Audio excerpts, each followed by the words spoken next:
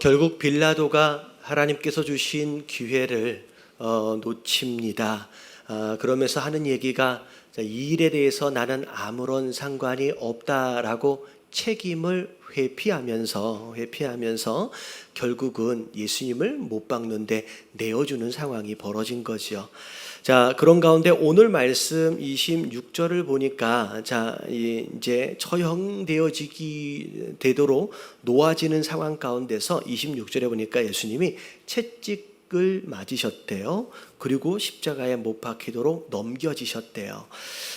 예수님께서 당하신 고난들 가운데 채찍질을 당하신 그 내용들, 사실 우리가 이 채찍에 대해서 조금 알 필요가 있는데요. 그림을 좀 보여주시면 우리가 일반적으로 알고 있는 채찍의 모양하고 조금 다르죠. 가죽끈으로 만들어졌는데 끝에는 짐승의 뼈나 쇠붙이들이 매달려 있습니다. 그래서 단순히 그냥 아픈 정도가 아니에요. 이 짐승의 뼈로 인하여 살갗이 찢어지기도 하고 패이기도 하면서 심지어 많이 맞으면 생명이 굉장히 생명의 위협을 받을 정도의 굉장히 무서운 이제 체벌 가운데 하나입니다.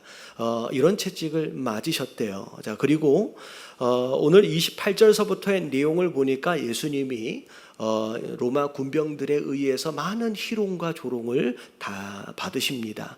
자, 28절에 보니까 옷 벗김을 당하시고 홍포를 입혔다라고. 이 홍포는 주로 그 당시 귀족들이나 왕족들이 입는 그런 색깔의 옷입니다. 그걸 입혀준 이유가 뭐겠느냐? 지금 예수님이 스스로 유대인의 왕이다라고 주장했다 하여 고발을 당했잖아요. 그렇기 때문에 유대인의 왕의 모습으로 이제 꾸며주면서 이제 조롱을 하는 거죠. 그래서 홍포를 입혀주고 왕관 대신 가시로 관을 만들어서 아프게 또 머리에다가 씌워 놓습니다. 그리고 왕이 들고 있는 지팡이 같은 거 있잖아요. 그것을 갈대 하나 쥐어주면서 왕 행세를 해보라는 거죠. 그러면서 그 앞에서 또 무릎을 꿇고 희롱하면서 유대인의 왕이여 평안할지어다라고 그렇게 이야기까지 합니다. 자, 30절에 보니까 심지어 예수님에게 침을 뱉으면서 굉장히 모욕적인 행동을 서슴지 않는 가운데 들고 있던 갈대를 뺏어서 예수님의 머리를 또 때리게 되고 그리고 나서 다시 홍포를 벗기고 또 이제 예수님에게 이제 십자가에 못 박히도록 이제 끌고 가는 상황이 오늘 말씀의 주요 내용이에요. 심지어 십자가에 못 박히 전에도 이런 희롱과 조롱을 받으셨음과 동시에 심지어 십자가에 못 박히고 나서도 이런 희롱과 조롱이 계속 이어집니다. 로마 군병들에 의해서 조롱을 또 받으시고 그리고 고소한 이제 대제사장 무리들에 의해서 십자가 밑에서 그런 이제 조롱을 받으시죠. 그리고 나서 지나가는 수많은 사람들, 심지어 함께 십자가에 못 박혀 매달려 있던 강도에 의해서도 조롱과 희롱을 받으시는 그런 상황의 모습이 예수님의 모습입니다.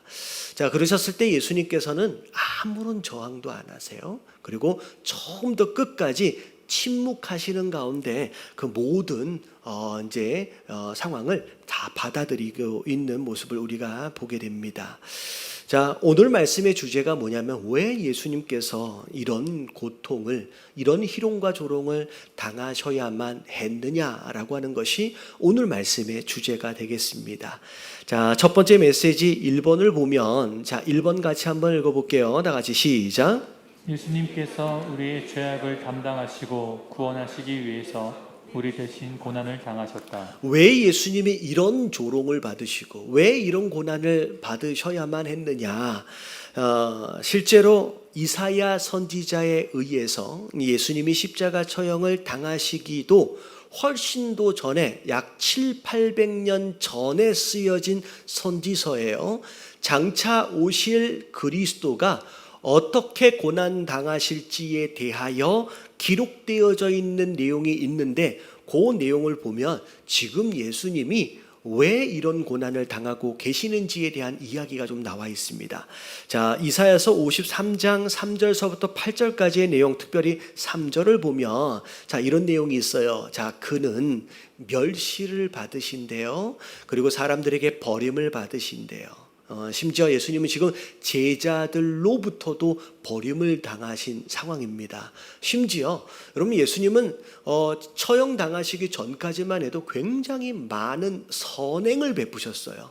병든 자를 고치시고 그들의 인생을 회복하시고 가정을 회복하시고 굉장히 많은 선행을 베푸셨음에도 불구하고 오늘 그 예수님이 이 당하시는 모습들 가운데 막아서는 자 한 명이 없이 그냥 어떻게 보면 사람들로부터, 모든 관계들로부터 지금 버림을 받으시는 상황이 된 거죠. 자, 그리고 간고를 많이 겪으시며, 자, 그리고 질고를 안다. 간고와 질고는 육체적 고통뿐만 아니라 마음의 고통까지를 다 지금 당하고 계신다라고 그리스도에 대해서 지금 예언되어져 있었다는 거죠. 자, 마치 사람들이 그에게서 얼굴을 가리는 것 같이 멸시를 당하였고, 자, 심지어 우리도 그를 귀히 여기지 아니하였다. 이 우리도라고 하는 것은 이스라엘을 의미해요. 지금 로마 군인들에게 이런 이제 고통을 당하고 계시는데 우리까지, 이스라엘 유대인들까지도 예수님에 대하여 귀히 여기지 아니하였다. 자, 그런 가운데 자, 7절을 보면 그런 고난 가운데 그리스도가 어떻게 반응했는지에 대한 설명이 나와요. 자, 7절 같이 한번 읽어볼게요. 시작. 그가 곤욕을 당하여 괴로울 때에도 그의 입을 열지 아니하였으며 마치 도수장으로 끌려가는 어린 양과 털 깎는 자 앞에서 잠잠한 양같이 그의 입을 열지 아니하였도다. 예, 어린 양이 어떻게 보면 도수장에 끌려갈 때 잠잠하게 입을 열지 않고 끌려가는 것처럼. 사실은 제가 이 장면을 본 적이 있어요. 제가 미국에 있을 때 인디안 나바오족 이제 선교를 간 적이 있는데 저희 팀이 한 50명 정도 팀을 만들어 가지고 선교를 갔는데 거기 이제 인디안 부족이 너무 감사하다고 저희를 대접한다고 양을 잡아서 주는데 양을 잡을 때 2마리를 잡았어요. 근데 어쩌면 이렇게 자기의 죽음을 그렇게 받아들일 수 있을까라고 신기할 정도로 그렇게 조용하더라고요. 그러니까 발부동 치고 울면서 도망치려고 막 몸부림칠 것 같은데 여러분, 양은 정말 그렇지가 않아요. 정말로 조용하게 그냥 자기 죽음을 받아들입니다.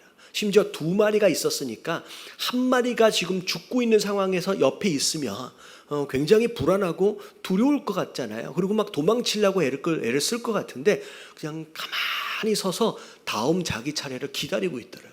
그러니까 이 양이 그렇게 조용히 침묵 가운데 자기 죽음을 받아들이는 것처럼 예수님도 마치 어린 양처럼 그렇게 침묵 가운데 자기 죽음을 받아들일 것이다 라고 예수님이 잡히시기 심지어 700년 전에 이미 예언되어져 있었다는, 그래서 그 모습 그대로 지금 예수님께서 돌아가고 계시는 거예요. 자, 근데 왜 예수님이 이런 고난과 이런 죽음을 당하셔야만 했느냐? 자, 4절서부터 6절까지의 내용을 보면 이 고난의 의미가 나와 있어요. 자, 4절 같이 한번 읽어볼게요. 시작. 그는 실로 우리의 질고를 지고 우리의 슬픔을 당하였거늘 우리는 생각하기를 그는 징벌을 받아 하나님께 맞으며 고난을 당한다 하였노라. 사실 원래 지금 그분이 당하고 계시는 이 질고와 징벌은 누가 당해야 되는 거예요? 원래 우리가 당해야 되는 거예요. 죄로 인하여 우리가 당해야 할 징벌이고 질고인데 예수님이 대신 그 모든 것을 지금 짊어지고 계신다는 거예요. 자, 5절을 보면 더 구체적으로 좀 나와 있습니다. 자, 그의 찔림은 우리의 뭐 때문이래요?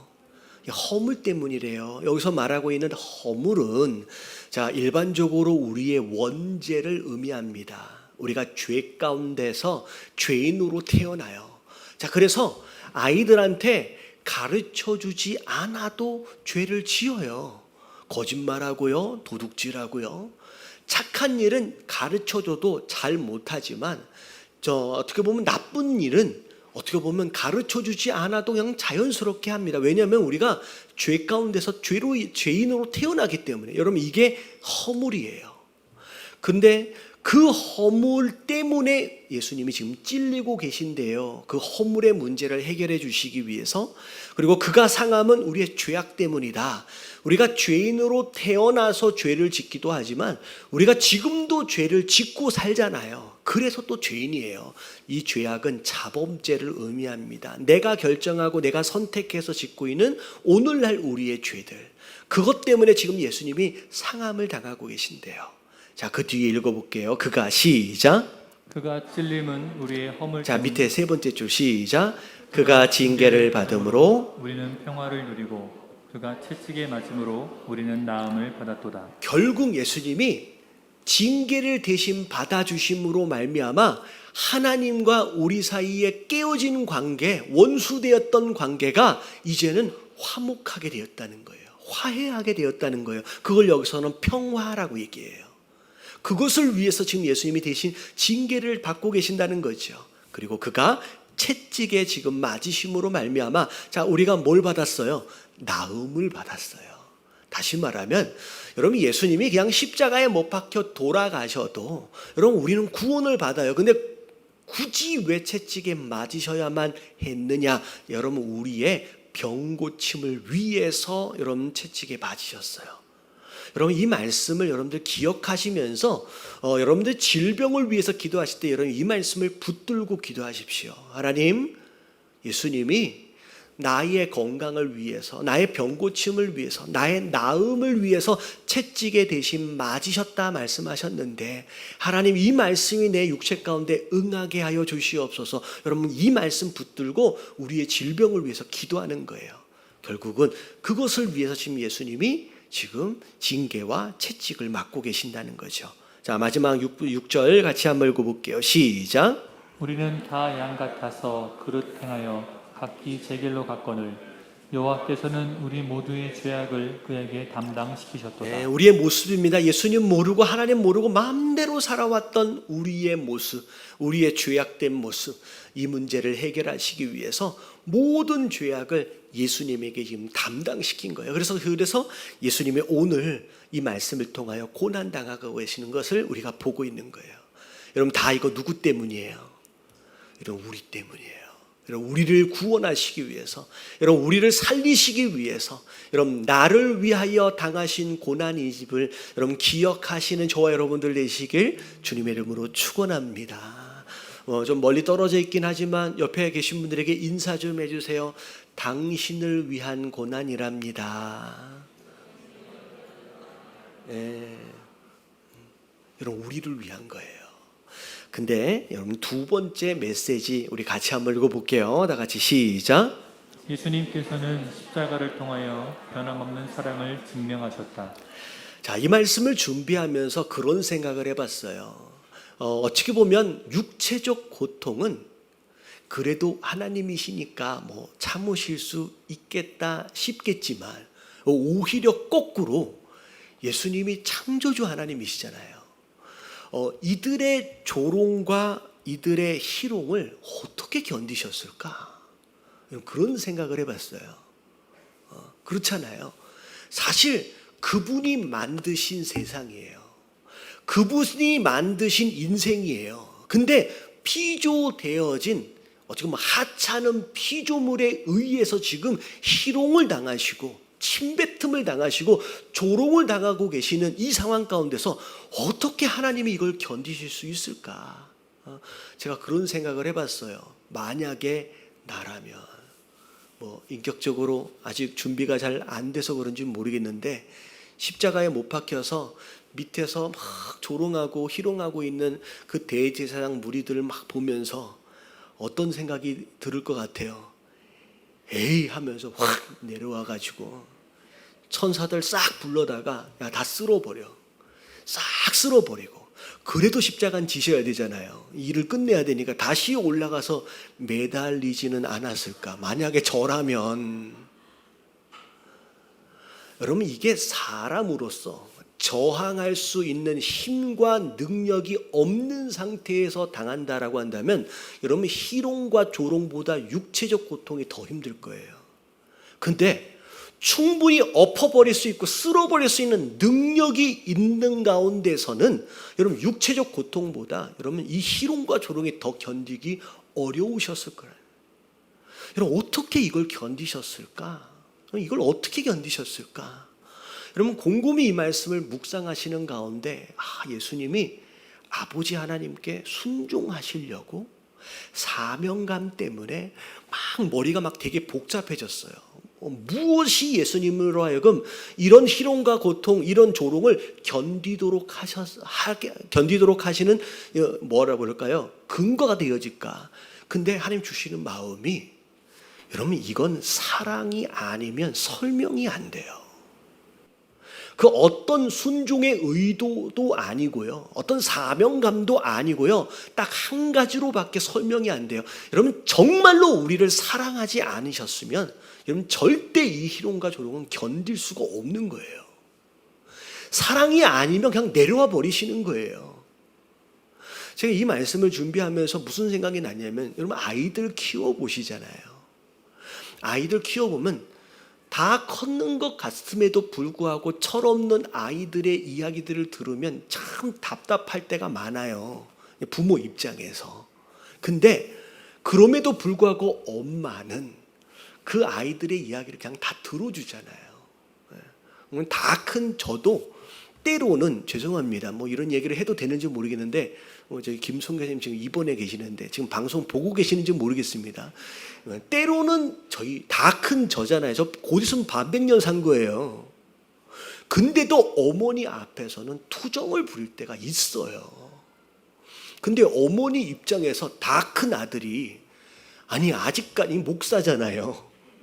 근데 투정을 부리는 것을 어떻게 들으시기가 쉽겠습니까? 근데 받으시더라고요. 여러분 사랑이 아니면요. 여러분 이게 견뎌지질 않는 거예요. 여러분 성경에 사랑만이 이렇게 할 수 있다라고 하는 구절이 고린도전서 13장 4절부터 7절까지예요. 여러분 이거는 이래야 어떻게 보면 이 말씀은 사랑하면 이래야 된다라고 하는 말씀이 아니라 사랑하면 이럴 수 있다는 말씀이에요. 자 볼게요. 고린도전서 13장 4절부터 7절까지 이 말씀은 지금 고난 당하시고 희롱과 조롱을 견디고 계시는 예수님의 모습이 그대로 보여요. 같이 한번 읽어봅니다. 4절부터 시작. 사랑은 오래 참고 사랑은 온유하며 시기하지 아니하며 사랑은 자랑하지 아니하며 교만하지 아니하며 불의히 행하지 아니하며 자기의 유익을 구하지 아니하며 성내지 아니하며 악한 것을 생각하지 아니하며 불의를 기뻐하지 아니하며 진리와 함께 기뻐하고 모든 것을 참으며 모든 것을 믿으며 모든 것을 바라며 모든 것을 견디느니라. 여러분 이 말씀은 사랑한다면 이래야만 한다라는 말씀이 아니에요. 사랑하기 때문에 이렇게 할 수 있다는 얘기예요. 다시 말하면 예수님이 육체적 고통뿐만 아니라 인간적으로 그 마음의 상처가 되어질 만한 이런 희롱과 조롱을 견디실 수 있었던 이유는 정말로 우리 인생을 사랑하셨기 때문이에요.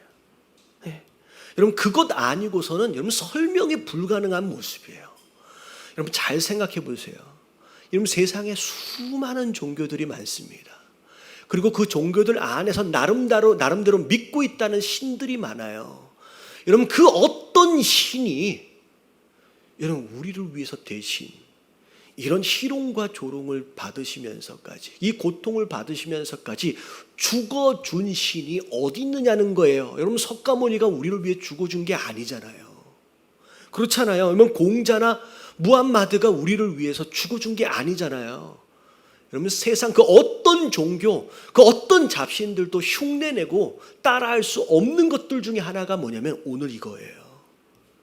우리를 위해서 대신 고난 당해주시고 이런 희롱과 조롱을 다 견뎌주시고 심지어 죽음까지도 감당해 주신 예수님, 여러분 사랑이 아니고서는 설명이 불가능해요. 여러분 우리를 정말로 사랑하셔서 여러분 이런 은혜를 베풀어 주신 것을 여러분 믿으시길 주님의 이름으로 축원합니다.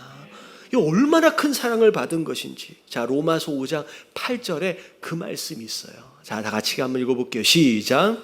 우리가 아직 죄인 되었을 때에 그리스도께서 우리를 위하여 죽으심으로 하나님께서 우리에 대한 자기의 사랑을 확증하셨느니라. 예, 여러분 이 모든 것이 뭘 나타내기 위한 거예요? 여러분 사랑이에요. 얼마나 우리를 사랑하시는지. 여러분 성경에 보면 사랑을 주로 인자라고 쓸 때가 많습니다. 근데 저는 한국말이 참 좋긴 하지만 이 성경을 볼 때는 좀 아쉬운 부분이 많이 있어요. 여러분 인자로 사랑을 좀 표현하긴 하는데 여러분 인자를 영어 번역으로 보면 뭐라고 나오냐면 unfailing love라고 나와요. 그냥 사랑이라고 그냥 가볍게 이야기할 수 있는 게 아니라 자 unfailing love. 여러분 실패가 없는 사랑이에요. 여러분 이걸 한마디로 뭐라고 얘기한대요? 변함이 없는 한결같은 우리의 상태나 상황과는 상관이 없이 어떤 조건이냐라고 하는 것과는 상관이 없이 처음부터 끝까지 한결같이 변함없이 끝까지 사랑하신 그 예수 그리스도의 사랑 때문에 지금 예수님께서 우리를 대신해서 고난을 당하고 계신다는 거예요. 여러분 그 사랑을 입고 계심을 여러분 믿으시는 저와 여러분들 되시길 주님의 이름으로 축원합니다. 여러분들 옆에 계신 분들에게 인사 좀 해주세요. 하나님이 당신을 이렇게 사랑하십니다.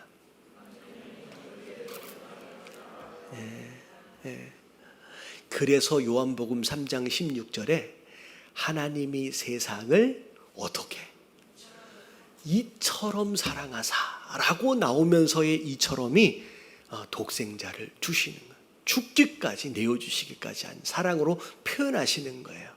그럼 이 사랑을 깨닫는 저와 여러분들 되시길 주님의 이름으로 축원합니다. 자, 마지막 세 번째 메시지입니다. 자, 다 같이 한번 읽어볼게요. 시작.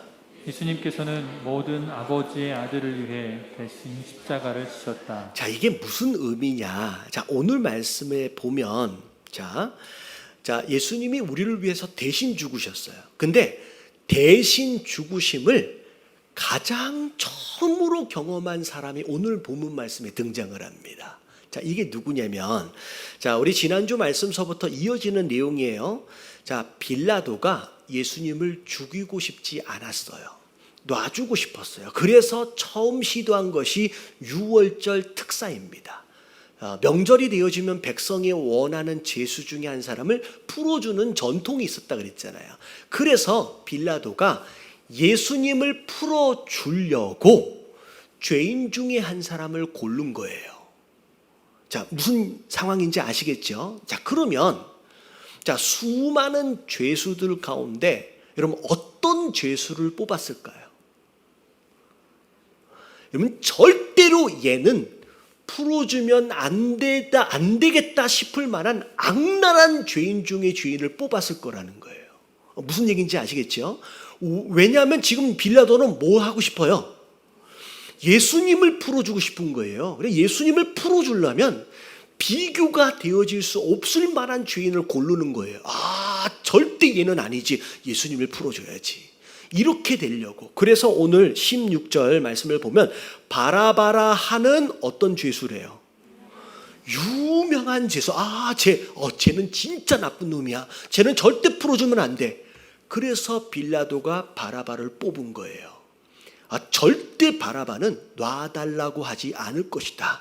그러면 내가 원했던 대로 예수님을 풀어줄 수 있을 것이다. 근데 이 빌라도 예상과는 전혀 다른 쪽으로 흘러갑니다. 갑자기 바라바를 놔달래요. 예수님을 십자가에 못 박으래요. 그래서 결국 오늘 말씀해 보면 결국 바라바를 놔주게 되고 예수님을 처형하게 되는 상황이 벌어지는 거죠. 자, 오늘 말씀에서 등장하게 되는 바라바는 원래는 오늘 처형을 당해야 되는 죄인 중에 하나예요. 그렇잖아요. 지금 예수님 오늘 처형 당하시는데 양쪽에 두 강도가 있었거든요. 다시 말하면 그 가운데 십자가에 얘가 걸렸어야 돼요. 근데 갑자기 자, 너 잠깐 나와봐라 라고 해가지고 끌려 나왔는데 갑자기 사람들이 웅성웅성 막 소리 지르더니만 자기를 놔달라 그래서 자기가 풀림을 받은 거예요. 자기가 죽을 뻔했는데 자기가 풀림을 받은 거예요. 여러분, 여기서 갑자기 풀림을 받은 이 바라바는 과연 영적으로 무엇을 의미하느냐, 누굴 의미하느냐, 이게 되게 중요합니다. 여러분, 바라바, 여러분 이름의 뜻이 뭐예요? 여러분, 바라바라고 하는 이름의 뜻이 아버지의 아들이란 뜻이에요. 그 당시로 보면 아버지의 아들이란 이 이름은 그냥 아무개, 다시 말해 이름이 별로 없는 거예요. 그냥 아무렇게나 불려지는 사람이다라고 생각할 수 있는데, 여러분 잘 보세요. 여러분, 아버지의 아들이 아닌 사람이 어디 있어요? 여러분, 우리는 누군가의 어떤 부모인가의 자녀일 수밖에 없어요. 다시 말하면 이 바라바 아버지의 아들은 우리의 인생을 대표하는 거예요. 우리 모두가 아버지의 아들들이고요. 그 아버지의 아들들. 다시 말하면 죄 가운데서 그 아버지, 그 죄인의 아들로 다 태어나서 죄 가운데 살다 멸망당할 수밖에 없는 우리 아들 되어 우리 자녀 되어진 우리 모두를 의미한다는 거예요. 이 바라바가 바로 우리를 대표해서 먼저 대신 구원을 받은 바로 그런 사람이라는 거예요. 근데 중요한 건 뭐냐면, 여러분, 바라바가 한 게 뭐가 있어요? 여러분, 바라바가 죄의 감옥 안에서 제발 내일 내가 안 죽게 해주세요라고 기도한 적이 있느냐는 거예요. 아니에요. 자기 죄를 회개한 적이 있느냐는 거예요. 바라바는 아무것도 한 게 없어요. 근데 그냥 얼떨결에 끌려나와서 노임을 받은 거예요. 여러분, 하나님이 우리에게 주시는 구원의 기회는 우리가 뭔가를 해서 주신 것이 아니라 거저 주신 하나님의 은혜다라는 거예요. 여러분, 깨달아지시길 주님의 이름으로 축원합니다. 그래서 에베소서 2장 8절 말씀에 보면 같이 한번 읽어볼게요. 시작. 너희는 그 은혜에 의하여 믿음으로 말미암아 구원을 받았으니 이것은 너희에게서 난 것이 아니요 하나님의 선물이라. 여러분, 은혜 안에서예요. 은혜에 의해서. 여러분, 은혜가 무슨 뜻이에요? 받을 만한 자격이 없는 자에게 그저 선물처럼 주어지는 것이 여러분 은혜예요.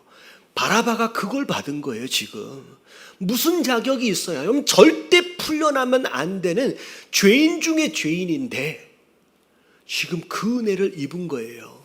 여러분, 믿음으로 말미암아라고 하는 것은 여러분 믿었기 때문에 구원을 받았다는 얘기가 아니에요. 여러분, 믿음은 또 다른 행위로서의 어떤 노력이 아닙니다.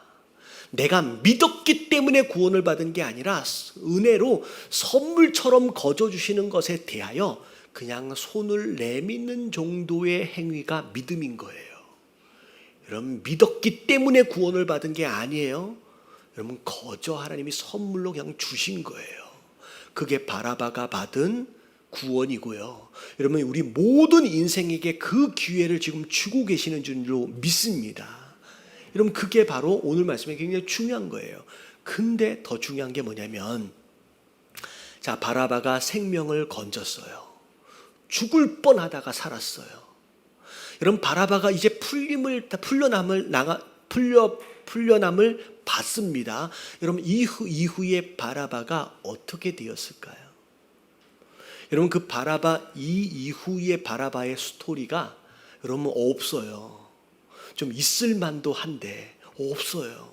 그래서 예전에 굉장히 오래된 영화들 가운데 하나가 뭐냐면 풀려난 바라바가 어떤 삶을 살았겠거니라고 기대하는 마음으로 만들어진 영화가 있대요. 근데 그 영화에서는 바라바가 예수님을 나중에 만나고 크리스찬이 돼서 막 사명 감당하다가 결국은 순교를 당하는 내용으로 영화가 만들어졌대요. 저는 그 영화가 있다라고 하는 것을 제가 들으면서 무슨 생각을 했을까? 여러분, 일반적으로 우리 입장에서 볼 때도 바라바가 이 이후의 삶이 되게 궁금하잖아요. 여러분, 하나님의 기대가 바로 그거예요. 은혜로 받은 구원받은 자들이 이제 앞으로 어떤 삶을 살아가겠느냐라고 하는 것이 우리가 궁금한 것처럼 하나님의 기대가 거기 있는 거예요. 여러분, 만약에 바라바가 그 만들어진 영화처럼 정말로 그렇게 크리스찬에 대해서 복음 전파하다가 순교를 당했다라고 한다면 오늘 예수님의 대신 죽으심이 가치가 있어요. 다행이다. 정말로 다행이다. 근데 만약에 이 바라바가 그렇게 풀려남을 받았는데 그 전의 삶에서 벗어나지 못하고 죄짓다가 그냥 망가져서 아무렇게나 살다가 다시 잡혀서 처형당해서 죽었다라고 한다면 여러분, 예수님의 대신 죽으심이 얼마나 안타깝겠냐는 거예요. 여러분, 우리가 성도 되어진 자들로서 어떻게 살아가야 하는지에 대한 방향성은 여기에 있어요. 구약시대처럼 어떤 율법을 어기면 그러면 벌받고 지옥 가고 그런 개념이 이제는 아니에요. 나를 위하여 대신 돌아가신 예수님, 그 예수님의 대신 죽으심을 조금만이라도 생각한다라고 한다면 여러분, 우리가 이제는 아무렇게나 살아갈 수 없는 존재가 되었다라고 하는 거예요. 여러분, 예수님의 죽으심을 안타까운 죽음이 되지 않도록 하시게 되길 주님의 이름으로 축원합니다. 우리가 어떻게 사느냐에 따라서 너무 다행이다. 정말로 예수님의 죽으심이 의미가 있고 가치가 있어지는 거예요. 여러분, 이런 말씀들을 보면서 채찍에 맞으시고 희롱당하시고 얼마나 예수님이 아프셨을까, 얼마나 예수님이 고통스러우셨을까, 예수님의 고통과 고난에 대하여 여러분 연민의 정을 느끼라는 의미가 아니에요. 오히려 이것으로 인하여 내가 어떻게 살아야 할지에 대하여 바른 결단이 있어질 수 있다라고 한다면 여러분, 하나님의 기대에 부응하는 성도가 되어질 수 있다라는 거예요. 여러분, 그런 삶을 살아보실 수 있는 저와 여러분들 되시길 주님의 이름으로 축원합니다. 우리 옆에 계신 분들에게 좀 응원 좀 해주세요. 한번 잘해봅시다.